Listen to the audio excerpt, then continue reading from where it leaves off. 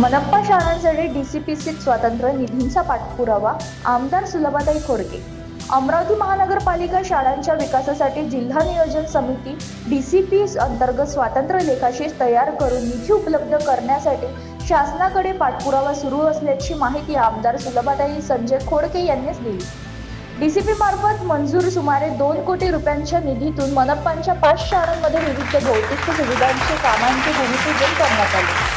यात बुधवार येथील मनप्पा उच्च प्राथमिक मराठी शाळा, विलासनगर येथील मनप्पा हिंदी शाळा क्रमांक 7, शेगाव येथील मनप्पा मराठी शाळा, वडाळी व नूरनगर येथील मनप्पा शाळांमध्ये वर्गखोल्या तसेच कंपाऊंड वॉल बांधण्याचे समावेश आहे.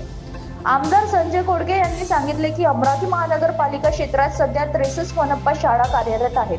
2022-23 पासून पटसंख्या वाढत असल्याने अनेक शाळांमध्ये अतिरिक्त वर्गखोल्यांची गरज निर्माण झाली आहे. मनप्पा शाळांमध्ये वर्गखोल्या, स्वच्छतागृह, विज्ञान व संगणक प्रयोगशाळा, डिजिटल सुविधा व वायफाय उपलब्ध करून देण्याची गरज असल्याचे त्यांनी नमूद केले. यावेळी विधान परिषदेत सदस्य आमदार संजय खोडके, मनप्पा शिक्षणाधिकारी प्रकाश मेश्राम, स्थानिक लोकप्रतिनिधी, शिक्षक व नागरिक उपस्थित होते.